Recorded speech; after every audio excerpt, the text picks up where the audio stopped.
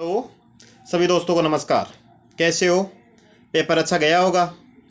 आपके भी दिमाग में ये प्रश्न आ रहा होगा कि कैसा रहा पेपर, पेपर का लेवल नहीं रहा। तो भाई, आप तो परीक्षा हॉल में बैठे होंगे, हो सकता है आपको पेपर हार्ड लगा होगा, कैसा लगा है। लेकिन मैंने पेपर का विश्लेषण किया है, मैं मेरा व्यू बता रहा हूँ। पेपर को मतलब मेहनत करने वालों के लिए फिर मेहनत पर पानी फेर दिया आलोक राज जी ने। पहले पेपर में यही था, पहले पेपर में जिस भाई ने मैथ और साइंस के भरोसे गया था उसकी आदत टाइट कर दी है। हो सकता है कई जीके जिनका जीके बेस्ट था उनके लिए पेपर बेस्ट गया हो, लेकिन कम से कम एक अनुपातिक प्रश्न तो डालने ही चाहिए थे ना। लेकिन ये यही हालत दूसरे पेपर में कर रखी है। दूसरे पेपर में भी हिंदी इंग्लिश का कोई मुझे लेवल लगा नहीं है। हमारी भर्ती में क्या था, हमारी भर्ती में कम से कम 50-50 क्वेश्चन तीनों के अलग अलग आ रहे थे। लेकिन पिछली भर्ती में क्या किया था, 40% डाले, इस बार उसने 25% ही डाले हैं। तो मतलब जो अर्थमेटिक के टॉपिक थे, प्रतिशत था, लाभ हानि था, अनुपात समानुपात था, ये साधारण ब्याह था, चक्रवर्ती ब्याह था, जो भाई अर्थमेटिक की पढ़ रही है तो उसने तो मैथ्स को छेड़ा ही नहीं है। सोच रहे हो? अब देखो, इसके बाद में भी त्रिकोणमिति कितना बड़ा टॉपिक था, मतलब जीरो लेवल के क्वेश्चन डाल रहा है। एक ऊंचाई दूरी का सिर्फ एक सिंपल सा क्वेश्चन डाला है। इससे एक मतलब क्या होता है कि मेहनत करने वालों को बहुत ज़्यादा लॉस हुआ है। अब हिंदी इंग्लिश के पेपर में भी वो देख लो, पढ़ते पूछ रहा है, कोई गरीबी में पूछ रहा है, लिखाई में पूछ रहा है, इस प्रकार के वो पूछ रहा है। चंद्रमा का पर्यायवाची शब्द पूछ रहा है, नमस्ते राजेंद्र देवाले, इस प्रकार के वो संधि पूछ रहा है। मतलब मुझे भाई, मैं मेरा व्यू बता रहा हूँ, किसी भाई को बुरा लगता है इसके लिए तो मैं दिल से सॉरी बोलता हूँ। लेकिन मुझे पेपर का लेवल बिल्कुल भी मतलब लगा ही नहीं कि इसमें गधे और घोड़े ये कर दिए आलोक राज ने, इस प्रकार का मुझे लगा है। इसी प्रकार उन्होंने तो ये कर दिया है ये कि यही हालत हमारी सीईटी में करेगा। न तो उसने क्वेश्चन बताए कि किस में कितने क्वेश्चन डालेंगे, 100 क्वेश्चन जीके के डाल दिए, जबकि गणित और विज्ञान की कोई वैल्यू नहीं रही है। हाँ, ये तो मैं मान गया कि गणित और विज्ञान वालों का अच्छी तरीके से आलोक राज ने काटा है, जबरदस्त काटा है। पहले तो ये था खतरनाक निष्कर्ष के, अरे भाई कम से कम खतरनाक निष्कर्ष के भी डालते तो 40 क्वेश्चन तो डालते। कथन निष्कर्ष का वो दिमाग में नहीं था, लेकिन कम से कम पर्सन तो अनुपातिक होने चाहिए ना। इस प्रकार की आलोक राज ने ये कर रहे हैं, तो सीईटी में भी आगे भी तैयार रहना भाइयों। बिल्कुल इसी प्रकार की हालत रहेगी। आज आप अपने घर जाओ, बिल्कुल टेंशन नहीं लेनी है, क्योंकि पेपर जो हो गया तो हो गया। अब 1-2 दिन शांत रहो, बिल्कुल अपने घर वालों को भी समय दो, क्योंकि आपने 6 महीने मेहनत की है, घर वालों को भी समय नहीं दे पाए हो। तो मैं यही उम्मीद कर रहा हूँ कि आप किसी प्रकार की कोई टेंशन नहीं लेनी है। हाँ, अब देखो, ये मैं बता रहा था कि भाई गणित के तो इतनी हालत खराब कर दी है। जो भाई टेस्टों में 50-50 दे रहे थे, हर कोचिंग वाले आपको 50 क्वेश्चन दे रहे थे, लेकिन आलोक राज जी ने आपको 25 क्वेश्चन दिए। मतलब कितनी शर्म की बात है। बच्चों के जो बच्चा दिन रात 6 महीने से लगा हुआ है गणित में, विज्ञान में, जो जीके में, मतलब पर्सन ही नहीं दे रहे हैं। ये थोड़ा सा कुटारा घाती है। क्षेत्रफल और परिमाप में ये प्रश्न पूछ रहा है, समांतर चतुर्भुज का क्षेत्रफल पूछ रहा है, ये भाई समचतुर्भुज का क्षेत्रफल पूछ रहा है। भाई छठी सातवीं प्रश्न का थोड़ा लेवल तो बढ़ाते। अरे भाई, प्रश्न भी कम दे, थोड़ा लेवल तो बढ़ाओ, कम से कम मॉडरेट पेपर तो होना चाहिए ना। अब जीके में तो आपको, मैंने जीके तो ज़्यादा नहीं देखा है, लेकिन गणित और विज्ञान का देख लिया है भाई। गणित और विज्ञान में मतलब पानी फेर दिया है मेहनत में। अब मेहनत करने वाली कितनी मेहनत करे हैं, यही तो सबसे बड़े दुख विषय है। हिंदी इंग्लिश, हालांकि हिंदी इंग्लिश का पेपर हर बार इजी आता है, इस बार भी इजी ही दिया है मुझे। अब कट ऑफ के बारे में क्या बताएं, कितने बताएं। 40% वाले तो दिमाग से निकाल दो कि 40% नहीं बन रहे हैं भाई। इस पेपर में 40% नहीं, दौड़ते दौड़ते बन रहे हैं, हो ना, समझ रहे हो ना। 40%। अब ये भी नहीं है कि 40 कट ऑफ 40% रहेगी, 50% रहेगी, 55%, 60%। आप मेरे को तो पेपर लेवल देख के ऐसा लग रहा है कि अब हार्ड पेपर किसके लिए बना, हार्ड उसके लिए बना जिसने जीके कम पढ़ा और साइंस और मैथ ज़्यादा पढ़ गया। साइंस और मैथ ज़्यादा पढ़ गया तो जीके हार्ड लगेगा ही, तो उसके लिए थोड़ा हो सकता है पेपर हार्ड लगा होगा। लेकिन कम से कम अनुपातिक डालते तो थोड़ा अच्छा लगता, सब मेहनत का बेकार नहीं जाती, समझ रहे हो। इसके बाद में यही हिंदी और इंग्लिश में ये बच्चों वाले जैसे क्वेश्चन डाल रखे हैं कहीं, हो सकता है आपको थोड़े हार्ड भी लगे होंगे, क्योंकि मैंने तो मोटा मोटी रूप से पेपर देखा है। पेपर में बिल्कुल, हाँ, इजी नहीं कर सकते, लेकिन पेपर इजी टू मॉडरेट था। हार्ड तो किसी भी सूरत में पेपर नहीं था भाई। और पेपर मॉडरेट होना चाहिए, तभी थोड़ी छटनी होती है, तभी पढ़ने वालों का पता चलता है। ऐसे तो पढ़े न पढ़े बराबर कर दिया आलोक राज जी ने, समझ रहे हो।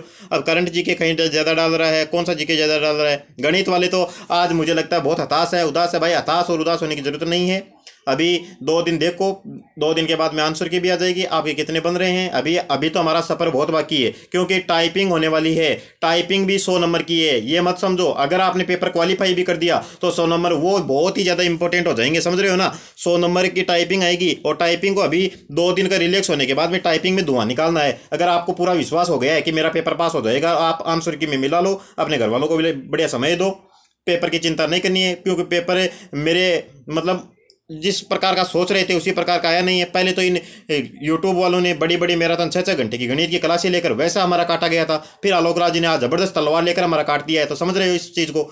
मुझे भी इस चीज़ का दुख है कि कम से कम 40-40 क्वेश्चन तो दोनों सब्जेक्टों के आने ही चाहिए थे। एक तरफा माहौल बना दिया जीके की तरफ। अब जिस भाई का जीके बढ़िया था उसका तो बढ़िया हो गया है। हो सकता है कई भाइयों का जीके भी बढ़िया, उनको मेरी बातें बुरी लग रही हो तो भाई दिल से सॉरी बोल रहा हूँ, लेकिन ऐसा नहीं होना चाहिए। मेरे अकॉर्डिंग 40-40 क्वेश्चन डालने ही चाहिए थे।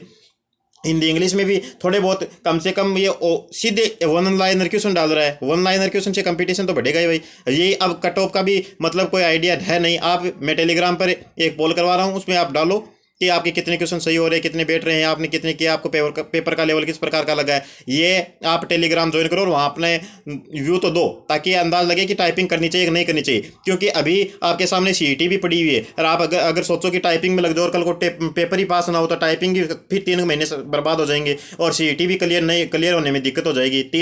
3 साल की वो सीईटी आएगी नहीं। तो इस प्रकार के मतलब आप अपने आप को पूर्णतया आश्वस्त हो जाए कि मेरा पेपर तो पास हो जाएगा, मेरा पेपर बेस्ट गया है। अब पेपर का तो चलो आज जैसा भी आया है वैसा ठीक है, हमें एक्सेप्ट करना पड़ेगा इस चीज़ को, चाहे साइंस हो, चाहे मैथ हो, चाहे हिंदी हो। मतलब इन चीज़ को आप स्वीकार करो, जैसा भी हुआ है आप अपने आंसर की से मिला लेना किस प्रकार, और आप अपने आप को आश्वस्त भी करना। ये नहीं है कि 50-55% बन रहे हैं आप टाइपिंग शुरू कर दो तो 3 महीने बर्बाद करने की जरूरत नहीं है। क्योंकि 50-55 वाला पेपर मुझे लग नहीं रहा है, क्योंकि ये पटवार 2025 वाला और ये राजस्थान पुलिस का जो पेपर आया था ना उसी प्रकार का मतलब। हाँ, इसमें ये पैटर्न में मतलब जिसका जीके बेस्ट था वो बंदा बहुत बढ़िया करेगा, क्योंकि हिंदी में भी वो कोई कंपटीशन था नहीं। हिंदी में भी बिल्कुल दोनों को, जो पढ़ने वाले न पढ़ने वालों को बराबर कर दिया है। तो उम्मीद करता हूँ आज किसी प्रकार की कोई चिंता नहीं करनी है, घर जाओ आराम से सो, क्योंकि 6 महीने से आपने लाइब्रेरी में आंखें गाड़ गाड़ के खूब पढ़ा है। तो 2 दिन बिल्कुल रेस्ट करना है। किसी प्रकार का ये देखना नहीं है कि कितनी मेरिट जाएगी क्या जाएगी, जितनी भी जाएगी आंसर की मिलाने के बाद में सोचेंगे। 2 दिन का देखो, आराम से रिलैक्स रहो, घर जाओ। समझ रहा हूँ, मैं आपकी सिचुएशन समझ रहा हूँ, क्योंकि मैं इस दौर से गुजरा हूँ। लेकिन हमारे समय में अब आप देख लो कि 2018 से 26 में आते आते पेपरों का पैटर्न किस प्रकार चेंज कर रहे हैं। हमारे समय में चलो पेपर हार्ड आए चाहे सरल आए, कम से कम ये तो आश्वस्त देने के कि गणित के 50 क्वेश्चन आ जाएंगे, साइंस के 50 क्वेश्चन आ जाएंगे, ये तो था ना। तो इसमें मान लो जिस भाई का गणित अच्छा था तो वो आश्वस्त था कि मैं गणित में बेस्ट कर दूंगा। आज सोचो मैं भी इस पेपर में बैठता तो मेरी भी हवा टाइट हो जाती, इसलिए टाइट हो जाती कि मैं गणित के भरोसे पेपर में जाता और गणित में पर्सन मिल रहे थे 25, और 25 में भी 2-4% तो खत्म निष्कर्ष के बढ़िया ढंग के लेवल के डाल दिए। तो समझ रहे हो, तो गणित वालों के लिए तो थोड़ी सी समस्या पसंद कर ही दिया है। पहले भी ये रीट लेवल 2 साइंस मैथ में गणित विज्ञान वालों का अच्छे तरीके से काटा गया था। तो मतलब ये 2018 से 26 तक का सफर देखो, पेपरों का लेवल किस प्रकार बनाया जा रहा है। आज वाले पेपर को देखकर तो मुझे भी खुद ये लगा कि यार पढ़ने वाले भी क्या कर सकते हैं, कितना पढ़े क्या पढ़े, ये भी समझ से बाहर है। सीईटी में भी यही किया है, सीईटी में बिल्कुल भी ये नहीं डाला कि कितने क्वेश्चन डालेंगे कितने देंगे, इसमें भी ये नहीं डाला। कम से कम 50 क्वेश्चन तो डालने चाहिए थे। इस चीज़ का मुझे दुख भी है, लेकिन दुख करने से क्या होगा, हमें अभी 2 दिन सोचते हैं किस प्रकार क्या रहता है।